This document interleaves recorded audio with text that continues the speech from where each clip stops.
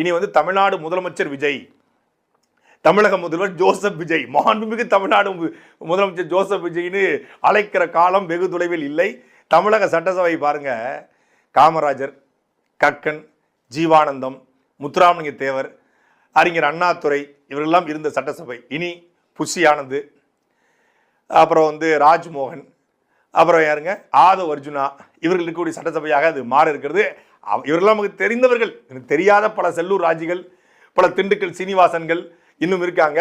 நீங்க ஒரு செல்லூர் ராஜ் தானே பார்த்தீங்க, ஒரு திண்டுக்கல் தானே பார்த்தீங்க, இன்னும் 100 செல்லூர் ராஜிகளை பார்ப்பீங்க. அடுத்தடுத்து தமிழக சட்டசபை பயங்கரமா இருக்கும், ஃபன் மோட்ல இருக்க போகுது.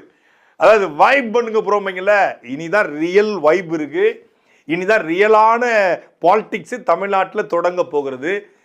சமூக வலைதளங்களை மட்டுமே வைத்துக்கொண்டு ஒரு கட்சி சமூக வலைதளங்களை மட்டுமே நம்பிக்கொண்டு மக்கள் வாக்கு செஞ்சிருக்காங்க.